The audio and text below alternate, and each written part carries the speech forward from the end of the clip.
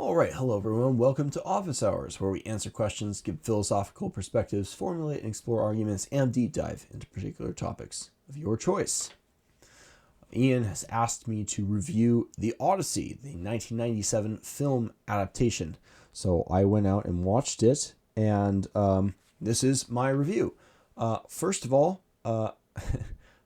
it took me a little bit to get into it. The first 20 minutes felt like the acting and the special effects are very reminiscent of Princess Bride.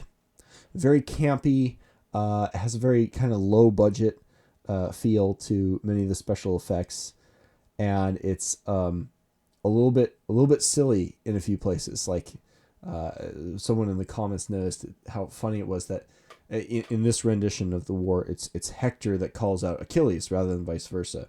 And Hector gives this big speech, and then he's just dead.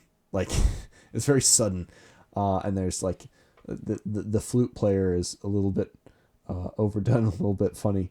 But after a while, a strange thing happens. You get kind of acclimated to the film style. You get acclimated to the acting, to the special effects. And on the other side of that acclamation, I have to say, is actually fairly good. I actually really enjoyed this film quite a bit and would recommend it to other people. There are some so for the purists, and this is what happens, with any kind of adaptation, not just of Homer, but of historical events or books. People focus in on what was absent or what was changed or added, and there are some aberrations from the text, as there inevitably must be. But compared to even something like Troy, which I also enjoyed, by the way, right, for the record, I think the Odyssey really attempted to follow the story quite well. Now, it took some liberties. I mentioned Hector challenging Achilles instead of vice versa. The relationship between Odysseus and Poseidon is a little bit different. But it went so far out of its way to try to incorporate as much as it could from the book as within the span of a 3-hour TV miniseries. So it's still quite a long movie, miniseries movie. I'm not sure if it's a TV show or a movie. I think it's a show, but on YouTube, what I've linked in the description here, you watch it through as if it's a movie. 3 hours is a long time, and they still can't pack in everything. But they went so far out of their way that they combined things, and specifically they combined Circe's island with the Lotus Eaters. They have Circe feeding the lotus flower to Odysseus and his comrades to cause them to forget. There is no island of the Lotus Eaters here. They fit in the idea of eating lotus to at least bring that in. There are some interesting omissions though. We're missing. The short list is we're missing Telemachus's trip to visit Nestor in Pylos. We are missing the Cattle of the Sun, which in my view is the most important of the challenge, but it's also maybe the least interesting from a film media perspective, so understandable. What's less understandable is they missed the sirens. There's no depiction of the sirens here, which is kind of fascinating. There's no Lastrygonians. Does anyone care? Does anyone even know what the most people, even people who know and who like the Odyssey, don't know the Lastrygonians. They didn't have a lot of the underworld conversations, including the one with Achilles. They stuck it just with Tiresias. But Tiresias was played by Christopher Lee, which I thought made it worthwhile. There is less tension with Nausicaa than there is in the book. but the Phasian scene's still fairly, it's very condensed. There's no like games and competition as there is in the story. And the entire character of Laertes, Odysseus' father, is absent. So there's a lot missing, right? But there's a lot going on in the Odyssey. So they did their best to include what they could, and they included some stuff from the Iliad too, including some stuff that isn't even in Homer canonically. So for example, when the seer Laocoon gets who's plot spoilers here, there when the Greeks first present the Trojans with the Trojan horse, there's a seer named Laocoon who laughs at this, and his laughing is kind of ridiculous, but he laughs at this and says, this man has never spoken a true word in his life. Speaking of the Greek, he says, don't trust the Greeks even when they bear gifts. And he's promptly swallowed by this sea monster in one of the most ridiculous special effects scenes you'll see. It's this like sea monster that like wraps around him like a boa constrictor, and then suddenly he's just kind of gone. And then the Greek says, "See, you must believe me. It's a sign from Poseidon." That is not in Homer. Laocoon is a character in, I want to say, the Aeneid. And so it's one of the Roman renditions of the story he's alluded to. But it was a cool addition, I thought. I think what impressed me most about the story, besides the acting of Odysseus, who plays Odysseus? The actor who plays him I won't look it up right now. The actor who plays him does, I think, a good job. The actor who killed it the most, I think, was the actor who played Penelope. The Penelope casting was perfect. Odysseus is very good, though. Of course, who doesn't love Christopher Lee as Tiresias? It's phenomenal. But Odysseus' character is so well captured. I would give it 8.5 out of 10. Could it be better? Sure. But from what I've seen of other film adaptations of the Odyssey, the clips I've seen from The Return, which I haven't seen completely yet, but I think Odysseus has done better here. And my favorite instance is where Odysseus is being spoken to by Athena on the ship, and Odysseus tells Athena, "Oh, I don't want immortality. I just want to go home." And Athena smiles and says, basically, "Don't lie to me. I know your character. Of course you want immortality. You want glory just like everybody else." And Odysseus just kind of smiles and has to acknowledge the correctness of the god. And this kind of wily, uncertain of himself, he actually is trying to avoid problems, in many cases. Like the legend is that he tried to avoid the Trojan War entirely by pretending to be mad. But he also wants the glory, and he's not above saying, different things in different contexts based on what seems best. And you get a sense that Athena herself admires this in him more so than she admires other people. What is interesting about this movie is that they shifted the theme slightly. But I don't think it's anti-canonical. They made the story not just about, here's this interesting guy, which is the Odyssey. The actual Odyssey, this is a Fagel's translation, is tell me the story of that man, that polytropon man, that man of twists and turns, that cunning man, that wily man. Tell me the story of the man. And it's just a story about this man. And he's loved by the gods, some of them, because of who he is. And this is just his nature. This is just what he's like. But in this story, in this rendition of it, it is still that, but there's an additional thematic part to it, which is hubris. There are a few lines that Odysseus says a few times. One is, "I'll do it myself." And another one is, "You cannot stop me." And it's very independent. It's very, I can do this, even without, and the idea is, I can even do it without the gods.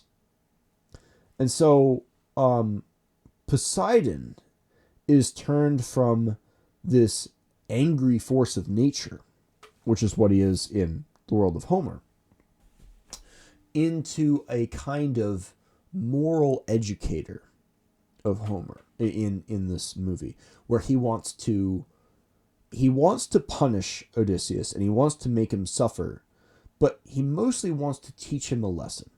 He wants Odysseus to understand that without the gods he is nothing. And this might sound like it's an abuse of the story a little bit, but it's actually bringing the theme that we find in The Cattle of the Sun, which is absent in this film adaptation, into the story.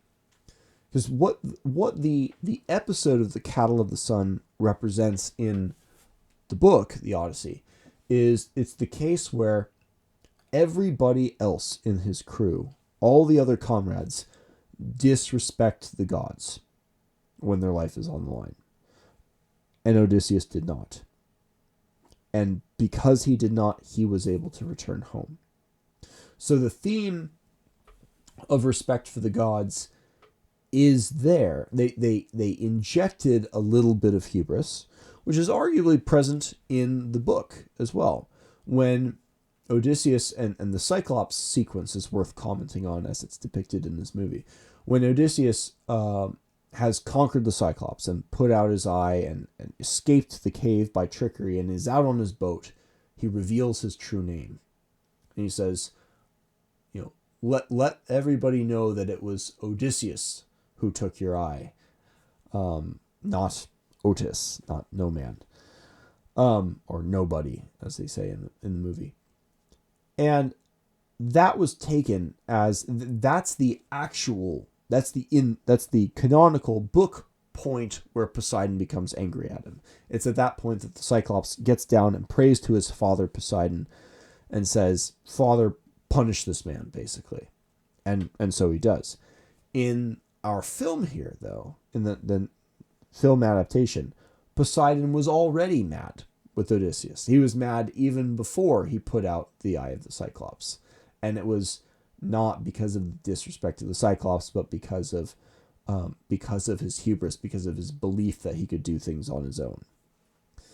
So let's talk about a few of the scenes here, because I have to say it is a fun film, and again, so the special effects are kind of cheesy a little bit. Some of them are very good. I thought the underworld was very good. I thought Scylla was excellent. Scylla and Charybdis were actually very good.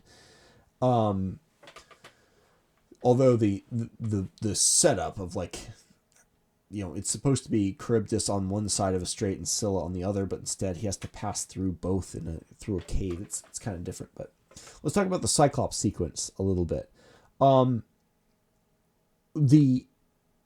The depiction is pretty good. The Cyclops is a terrifying creature. It's fairly without actually showing any gore. It's fairly gory, which is true to the story as well. What's interesting is Odysseus volunteering to be eaten, which of course the Cyclops doesn't take him up on immediately. But it was just an interesting addition. What I particularly liked about how they did the Cyclops sequence was the emphasis that the Cyclops gives on how we have no laws here. Now, that's something that in the book is spoken of by the narrator, by Homer, in describing these, or maybe one of the sailors saying we have no laws, if I remember correctly. I'll have to go back and check. I've read this like 6 times, but I can't remember every passage verbatim. But when Odysseus says you must take us in as your guests, it's the law, divine law, more or less. The Cyclops says we have no laws here. We don't live according to laws. We're outside of civilization. And my thought is like, well, then you're going to get punished, right? And of course he loses his eyes because the Cyclops have violated the law of Xenia. Xenia being the correct code of etiquette and respect due to guests by hosts and vice versa, to hosts by guests. Which is one of the big themes in the Odyssey, is this idea of Xenia and the proper guest-host relationship, which is overseen by Zeus. So there's another like funny shift here too, where the comrade Elpenor escapes less by hiding under the sheep and more by like wearing a goat skin on top. So the Cyclops scene was fun. The Aeolus scene was a little trippy. The voice is a little weird to get over, but the way he speaks of Odysseus as the first mortal to use their mind really emphasizes the actual Homeric themes quite well. It's open to interpretation whether nous actually means intelligence in that way, or whether it maybe means something else. Maybe it means something like mental connection, as Greg Nosh translates it. But it was thematically valuable. And of course the way that the suitors uncorked the winds, even though they were so close, and the fact that some of the women on the island even got a sense that Odysseus was close and they were getting all excited, and then the ship blows away. It actually is kind of makes the scene sadder and more powerful. It's one of those things where on the other side of the what I'm going to say are kind of low budget effects is actually good storytelling. And I think there's a converse thing that happens, if you don't mind the digression, in a lot of modern high budget films that become so dependent on CGI and so dependent on high-end effect and jump cuts and really, really pretty actors and actresses and just overwhelming you visually.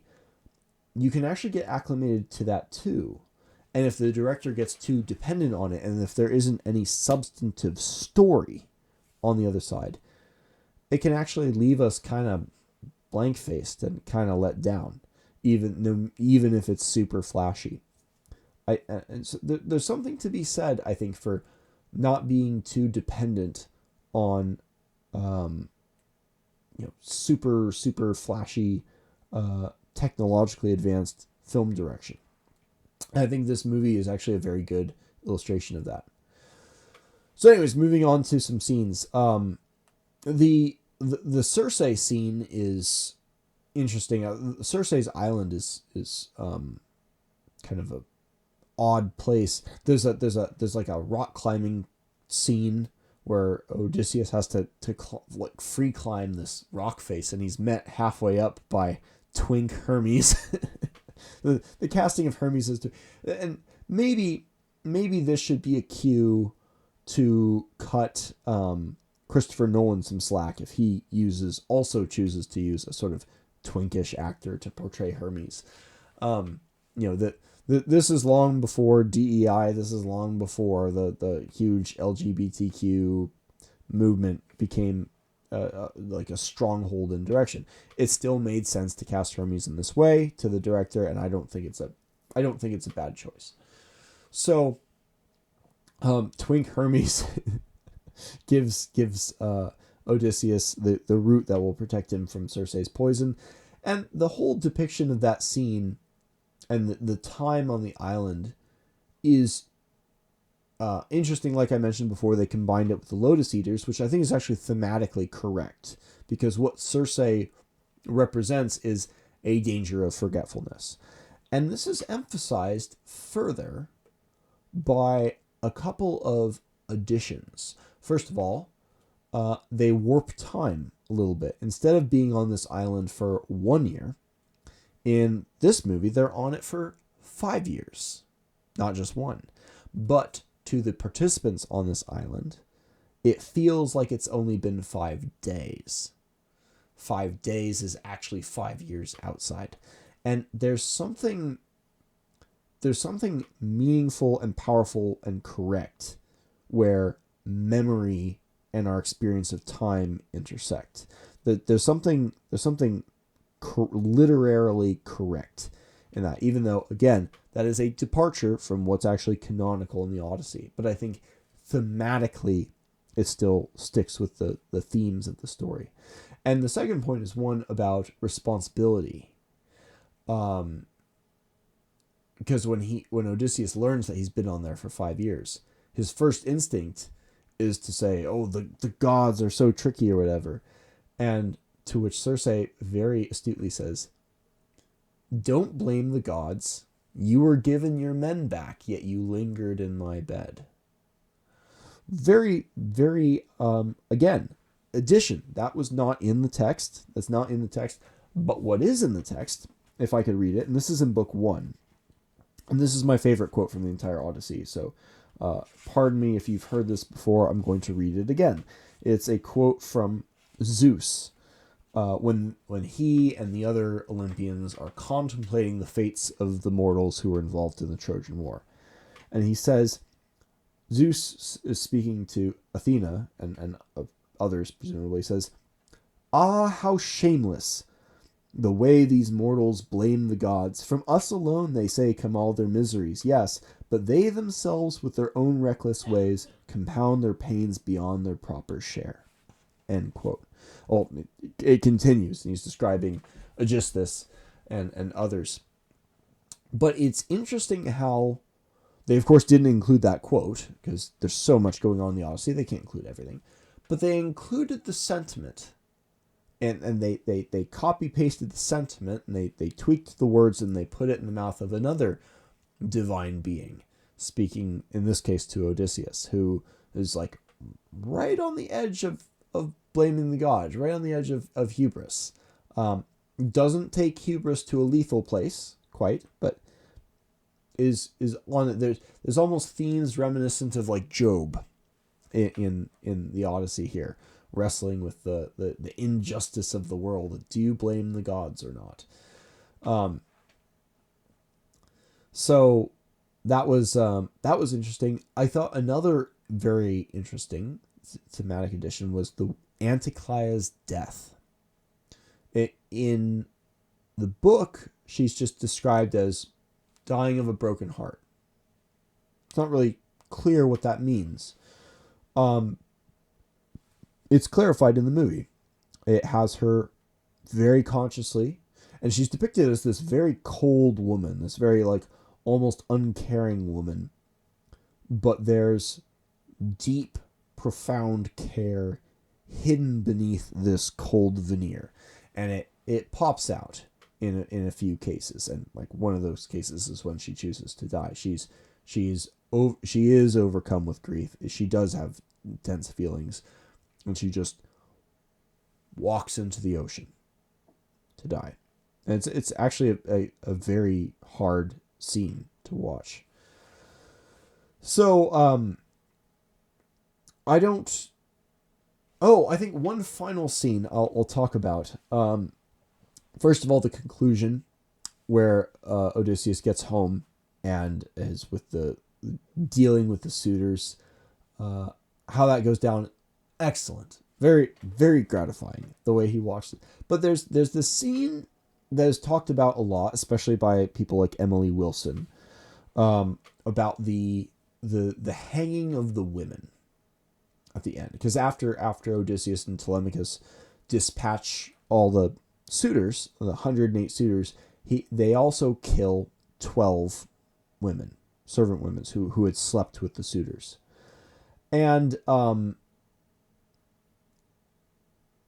like, they don't include that scene here, but they do include one servant girl who was close with one of the suitors, and she disobeys the orders to keep the doors barred. She opens the door right as the suitor that she had loved was turning to flee, as Odysseus shoots an arrow, hits the suitor in the back, and in hitting the suitor in the back, pins the suitor to the girl, killing them both at the same time, and they fall on top of each other with him laying on top of her with their legs open, almost as if they were having an intimate moment. It was very, very well. That's good filmmaking there. It was symbolic. It was perfect. And if you can't show the scene with the 12 women getting hanged because it's too much time and maybe too inappropriate or something, but you want to carry that essence into the film for just a split second, perfectly done, I thought. And so I guess I'll close with the messaging here. Like, there's, of course, what I mentioned before about Poseidon's message, and like, without the gods you are nothing, and the crime, the potential crime of hubris, but which was thankfully not a mortal crime of hubris. But there's a very, very good question asked by one of the suitors, or he said, it might have been Antinous, I don't remember if it was one of the other ones, but he says, wait a second, but before you kill us, what is our crime? We are guests, after all. And is this not a story about Xenia, right? Like, what is our crime? You shouldn't be killing us if we haven't even done anything to you. And to which Odysseus says, you tried to take my world. And this is something that Tiresias had warned him about. They're trying to take your world from you. It's a very interesting phrasing, very interesting idea. It's not something that is explicit in the Odyssey. It's never made clear. No one ever asks that question. But it is a question that perhaps needs to be asked to a modern, more moralistic, perhaps, audience. Because what was maybe intuitive to the Greeks of the time may not be intuitive to us in our time. For them, the intent was very obvious. Something that was going on in the book, again, that they didn't include in the movie, was the attempt of the suitors not just to marry Penelope, but also to kill Telemachus, which would have been a complete world theft and destruction, and a real tragedy and travesty. Thankfully, Telemachus had excellent protection. So, you tried to take my world. I thought a great line, and it's one of these lines. And Troy did this too, where you had Achilles give the speech to Briseis, saying, the gods envy us because we're immortal, because everything we do is more beautiful because we're doomed. That's not in the Iliad, but it is Homeric. It does pace the idea of heroism that we find in the Iliad. And in the same way, I think this 1997 film adaptation of the Odyssey does pace the themes of the Odyssey, the actual Homeric Odyssey, very well. So I would recommend it. I think it's a great movie. It's a very fun movie. Again, we're going to give it a C on special effects and like acting and stuff. But as far as the themes and the symbolism, what it chose to include and what it chose to omit, I'm gonna give it an A minus, A, and for fun watching, A minus A. It's a fun film. I do recommend it, and it's for free on YouTube, so it's easy to watch too.